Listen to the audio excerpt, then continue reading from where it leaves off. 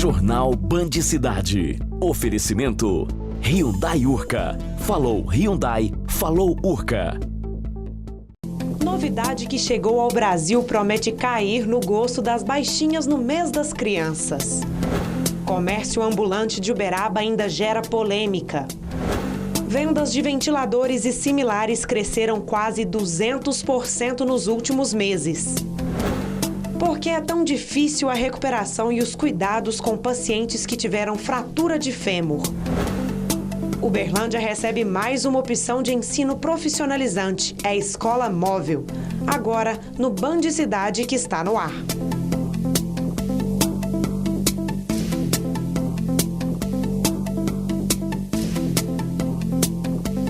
Boa noite. Em Uberaba, no Triângulo Mineiro, um motorista reagiu a um assalto e foi baleado no peito. Os bandidos fugiram, levando o carro da vítima, que segue internada em estado grave. Esta imagem mostra o veículo parado em uma sombra e o motorista do lado de fora falando ao celular. Toda a conversa dura cerca de 7 minutos. Logo depois, chegam 2 indivíduos em uma moto. O garupa desce e segue em direção à vítima, enquanto o comparsa permanece na moto. A imagem mostra a vítima entrando em luta corporal com um dos autores, sendo que o comparsa da motocicleta atira por cima do veículo e acerta o motorista na altura do peito. Em seguida, o motociclista foge, sendo seguido pelo comparsa que leva o veículo da vítima. Bom, nós recebemos uma ligação no Copom anunciando que uma vítima havia sido baleada aqui no local, que os 2 cidadãos em uma moto chegou para roubar a caminhonete dele e ele reagiu ao assalto, foi baleado e a testemunha deslocou com o mesmo até o Hospital São Marcos. Diante disso, nós deslocamos para cá com as viaturas e estamos fazendo a verificação aqui. A princípio confirmou 2 indivíduos numa motocicleta. Ao tentar realizar o roubo aqui, a vítima tentou reagir, foi baleada e os indivíduos evadiram com a caminhonete dele. Este professor aposentado, que estava nas mediações com seu veículo, foi quem socorreu a vítima em estado grave. Aconteceu aqui, foi um cara, acho que assaltou o outro aqui. Mas como é que foi o assalto? Não posso explicar, porque eu cheguei, igual vocês chegaram aqui agora. Cheguei, parei meu carro com o almoço e quando eu abri a porta do carro, eu escutei um estalo aí pra cá, estava em 3 e um caiu. Só isso, eu não sei explicar. E ele correu para dentro do meu carro com a porta do carro aberta, ele viu, entrou para dentro lá. Isso socorreu ele? Levei até no Hospital do Coração lá. Câmeras de segurança de estabelecimentos comerciais e residências podem ajudar a polícia a localizar os autores responsáveis pela ação. Por enquanto, os bandidos não foram encontrados. Nós estamos verificando as câmeras de filmagem aqui das imediações e testemunho que possa ajudar a gente. Os rastreamentos continuam no intuito de localizá-los. As vendas de ventiladores e similares em Uberlândia cresceram quase 200% nos últimos meses. De acordo com os comerciantes, as altas temperaturas contribuíram para os bons negócios. O gerente Gustavo Freitas explica que as vendas de ventiladores cresceram até 1000% se comparado a outros meses do ano e até 200% em relação ao mesmo período do ano passado. É o melhor período de venda do ano para esse segmento, as temperaturas chegando aí a 41 graus em Uberlândia. Assim, explosão de venda, um crescimento aí de 200% em relação ao mesmo período do ano passado. De acordo com o gerente desta loja de eletroeletrônicos da cidade de Uberlândia, os preços variam de R$ 49,90 a R$ 400 e tem para todo gosto, desde ventilador aos famosos umidificadores de ar. Hoje nós oferecemos para os nossos clientes toda a linha de ventilador, de vários tamanhos, 30, 40, até 60 centímetros, ar-condicionado, condicionador de ar, climatizador, umidificador. A professora aposentada Doracina Rodrigues procurou a loja para cotar o preço de um ventilador para substituir o antigo, que não aguentou tanto trabalho neste período quente. Eu vim comprar um ventilador, que o meu estragou e não está funcionando direito. Então eu não posso ficar, porque principalmente à noite a gente não consegue dormir com esse calor, então ameniza um pouco, né? O comércio ambulante de Uberaba ainda gera polêmica. O assunto é discutido há quase um ano na cidade. O projeto, que pretende regularizar a situação dos trabalhadores, começou a ser reformulado em março do ano passado. O calçadão é considerado o principal ponto de comércio de Uberaba. coração da cidade, as lojas que ali estão são as mais valorizadas. Por isso, o local é o mais disputado também pelos ambulantes. E a situação é conhecida. Eles estão todos os dias no mesmo horário e no mesmo lugar. O que revolta quem foi retirado desta situação e tem que pagar para trabalhar em um imóvel com localização muito menos nobre. A prefeitura não toma providência, o fiscal não olha, deixa o povo trabalhar no melhor lugar e nós ficamos trabalhando no lugar mais ruim e pagando caro para trabalhar. O comerciante que não quis se identificar trabalha no Pop Centro. Mas a indignação dele é compartilhada por outros comerciantes, como afirma a presidente do local. A gente paga um aluguel para a prefeitura de R$ 8.300 por mês. Então, a gente está muito distante do centro. Nós estamos aqui no 5º quarteirão e eles estão lá no começo. E para quem trabalha como ambulante e não tem ponto fixo, não ter a situação regularizada é sinônimo de prejuízo. Este homem, que também prefere não se identificar, perdeu as contas de quantas vezes teve o material apreendido. A solução é sair de Uberaba, estou sendo expulso da cidade. Todo este debate foi tema de uma audiência pública realizada no mês de junho. De acordo com o decreto apresentado na reunião, os ambulantes que exercem a atividade desde 2008 em Uberaba terão prioridade na licitação de pontos. Eles terão 2 anos para se adequarem à norma de construção de quiosques padronizados de acordo com a atividade exercida e 180 dias para cumprir as exigências da vigilância sanitária. No papel, já está tudo pronto, mas para começar na prática, não há prazo estabelecido. Falta ainda apresentar essas mais de 1000 modificações das diversas leis, né, municipais para o prefeito, para ele definitivamente sancionar a mensagem que irá para a Câmara, para realmente sair do papel, né? A nova regulação da venda ambulante e da exploração e uso das vias e logradouros públicos. E o mês das crianças já começou. De olho na época, os comerciantes querem aproveitar para vender bem. E uma novidade que chegou ao Brasil promete cair no gosto das baixinhas.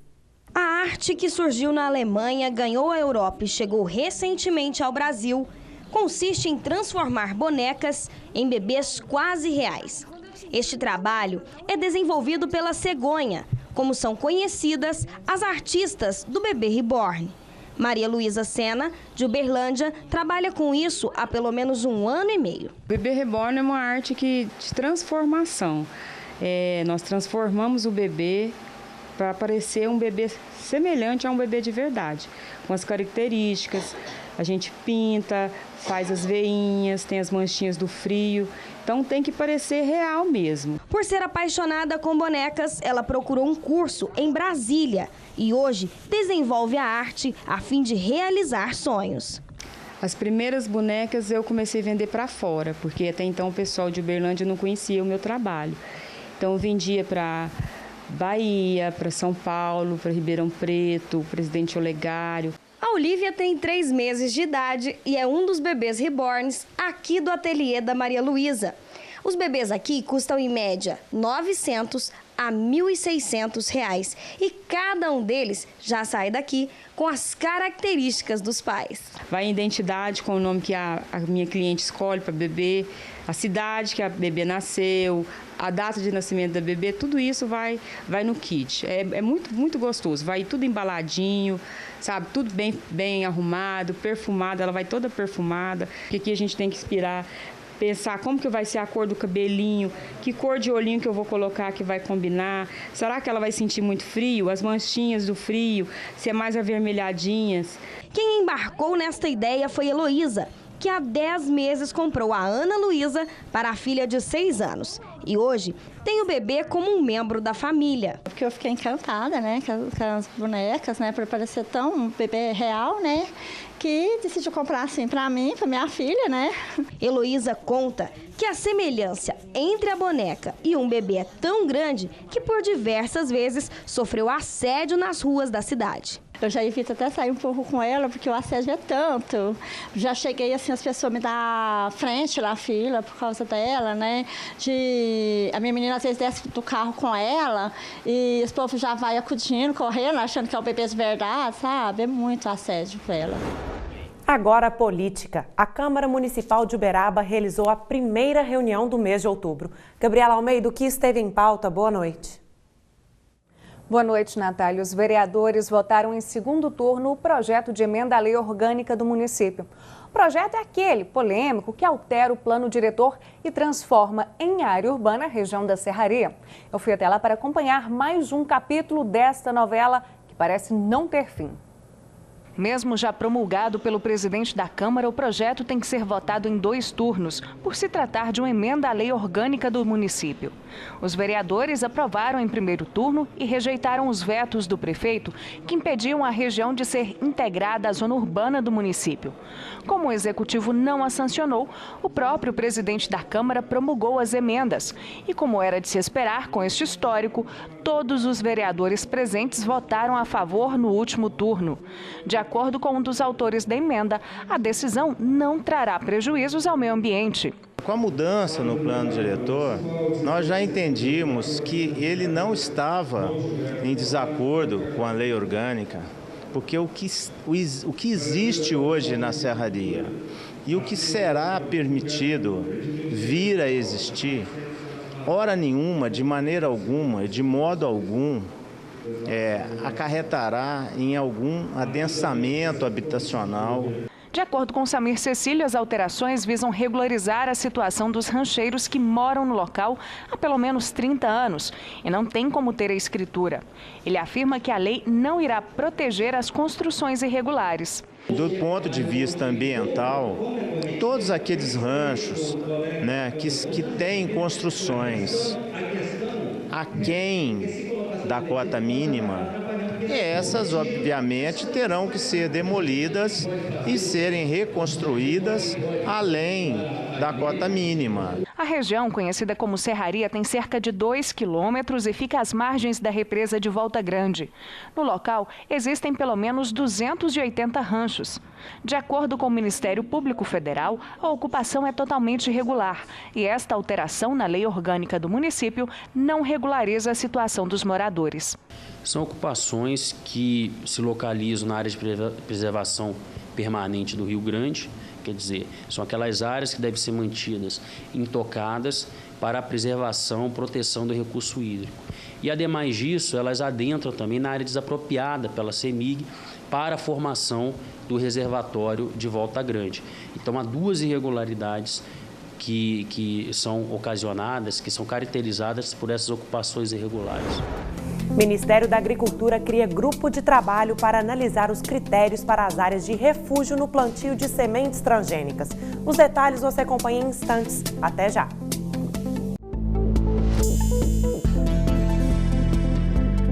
Uma área de aproximadamente 130 alqueires está em chamas desde domingo à tarde aqui em Uberlândia. É a reserva ambiental que fica no interior do Clube Caça e Pesca. O fogo já ameaça algumas espécies. O fogo começou na tarde do último domingo e já destruiu grande parte da vegetação. Militares trabalham para controlar as chamas e evitar que ele se alastre para o setor de chácaras, que fica no interior do clube. Aqui nós temos um grande problema aqui, que é um clube, então ele é aberto ao público. Então muitas pessoas que frequentam não têm muito uma consciência ambiental. A área tem cerca de 130 alqueires e, de acordo com informações passadas pela diretoria do Clube Caça e Pesca, 60% desta área já foi tomada pelas chamas. De acordo com os professores da Universidade Federal de Uberlândia, aqui são desenvolvidos inúmeros trabalhos de pós-graduação, mestrado e pós-doutorado. Tudo isso foi prejudicado pelo fogo. Primeiramente, nós temos que deixar não só na área de preservação, toda a fazenda, são mais de 130 alqueires, a gente não sabe realmente qual foi o indício do fogo, mas que a gente está aí com todo o controle, estão pedindo aí reforço do bombeiro, liguei agora para a Defesa Civil. O Clube de Caça e Pesca toma todas as providências para que aquela área não seja queimada. Eles sabem a riqueza que representa aquele cerrado ali. E nós mais ainda, porque são centenas de espécies, muitas espécies novas, nós estamos descobrindo ali na área de cerrado do Clube de Caça e Pesca. O professor acredita que o fogo tenha sido provocado pela ação humana e que a ação colocou em xeque os trabalhos desenvolvidos por inúmeros pesquisadores da cidade na área ambiental. Não faça fogo. não coloque fogo em terrenos baldios, não lance bitucas de cigarro na vegetação. Tome extremo cuidado. Quando você vir um foco de incêndio, chame alguém para apagá-lo, chame o corpo de bombeiros. Se for uma coisa pequena, tente abafar, tente apagar.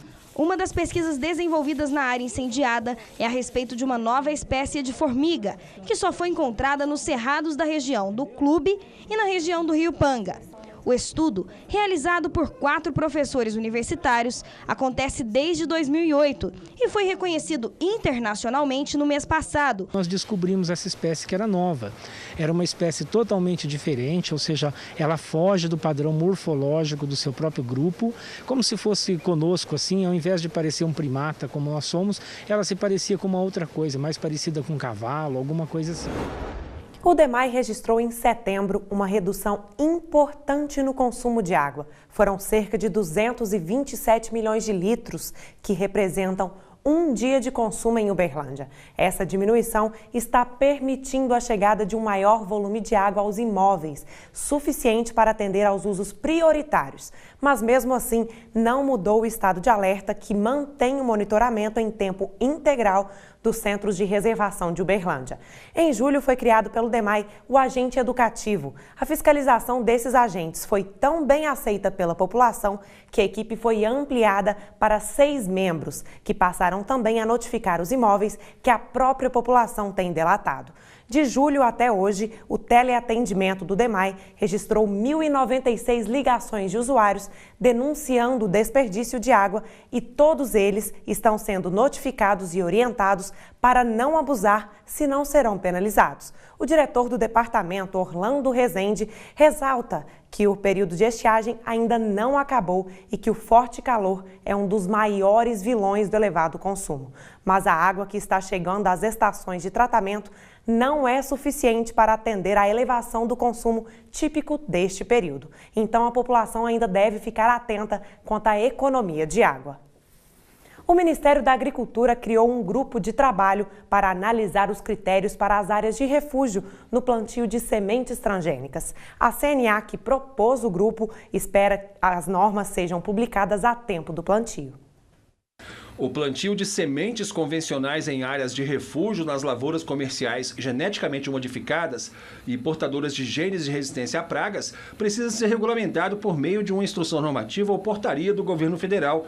Com a edição da norma, ficarão garantidos a segurança fitossanitária e a manutenção dos ganhos de produtividade oriundos da tecnologia.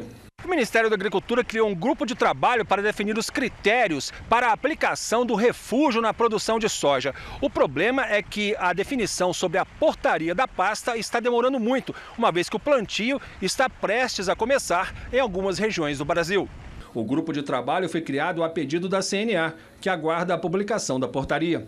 São alguns pontos que a gente precisa de um maior esclarecimento, melhor detalhamento, né? Algumas sanções que são previstas para os produtores que não cumprem a regra, elas não são claras, né? Como seria feita essa fiscalização, se os próprios estados estão preparados para fazer essa fiscalização, porque necessitam de laboratórios específicos para fazer esse tipo de análise. Então a gente quer primeiro ter toda essa segurança, né, em relação ao produtor, para não vir mais uma norma que vai causar mais uma insegurança jurídica para eles. O ministro da Agricultura, Nery Geller, reconhece a demora, causada, segundo ele, por divergências sobre os critérios do refúgio entre as empresas de sementes e os agricultores. E nós reconhecemos que está um pouco atrasado, mas infelizmente nós não conseguimos convergir para um entendimento do setor. E nós estamos discutindo isso à exaustão, a indústria e o setor também. Nós vamos seguir a orientação técnica da Embrapa, ouvindo o setor, no momento, se não, mais 15 a 20 dias no máximo, se não tiver convergência, nós vamos pegar os dados técnicos e balizar e fazer o que tiver que fazer. Uberlândia recebe mais uma opção de ensino profissionalizante, é a Escola Móvel. Saiba como funciona depois do intervalo. Até já!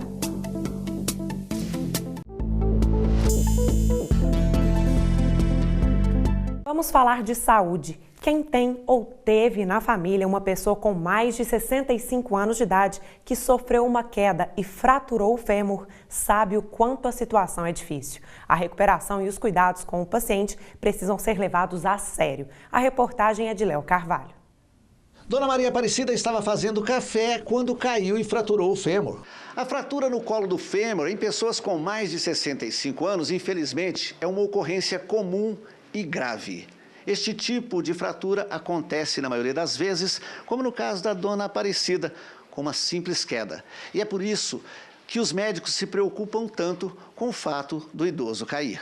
Fazer o café, aí acabei de fazer o café, o leite está fervendo. Eu fui desligar o leite, virei para desligar o leite, não sei o que aconteceu. Aí quando eu vi, já estava no chão. Esta não é a primeira vez que ela fratura um osso do corpo depois de uma queda. E o exemplo da Aparecida não é o único. A gente vê no idoso alterações normais, mas que levam ao maior risco de quedas, né? A pessoa tem uma menor acuidade visual, na periferia da visão fica prejudicada, tem um pouco de força muscular, então isso facilita mais quedas. É natural, é muito comum também que o idoso use muitas medicações, e essas várias medicações, chamada polifarmácia, isso se associam, também atribuem um risco maior de queda. Alguns procedimentos de segurança devem ser seguidos nas residências onde moram pessoas com idade acima de 65 anos.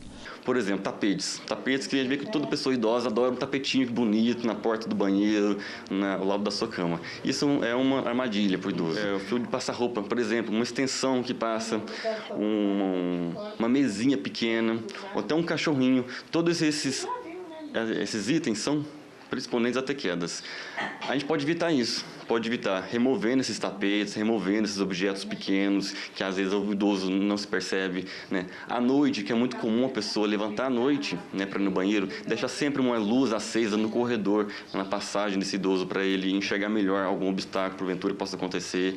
No banheiro, a gente pode colocar corrimão, né, onde é um ambiente escorregadio, pode escorregar, colocar algum tapete antiaderente, colocar barra ao lado do sanitário, que pode ajudar ele tanto a sentar quanto a levantar.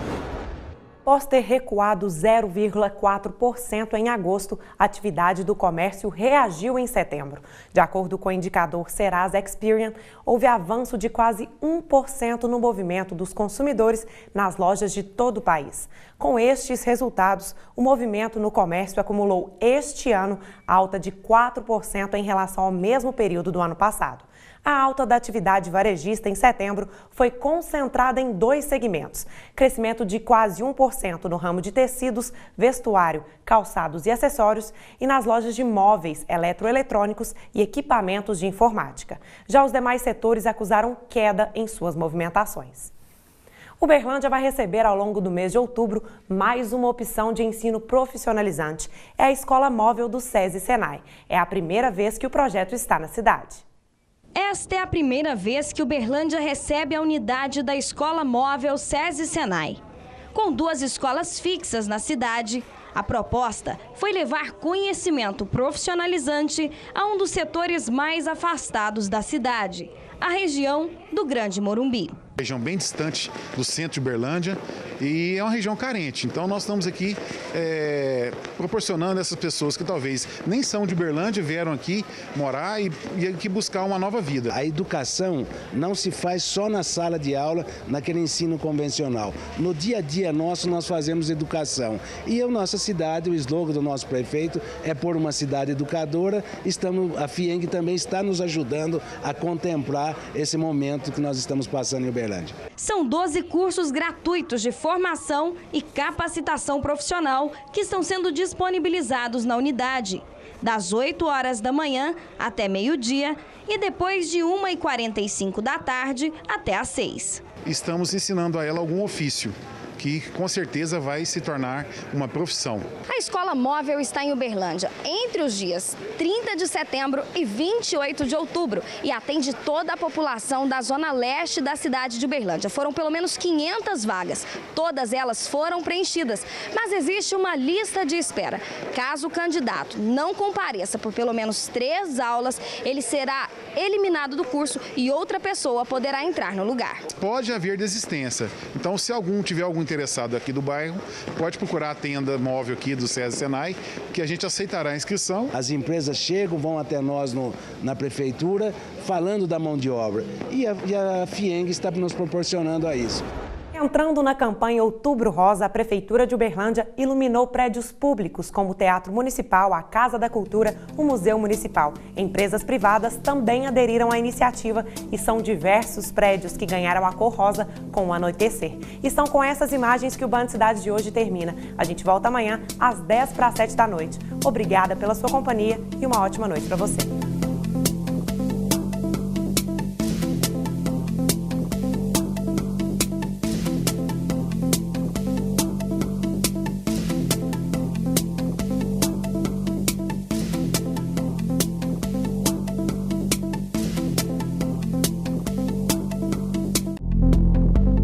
Jornal Band Cidade. Oferecimento Hyundai Urca. Falou Hyundai, falou Urca.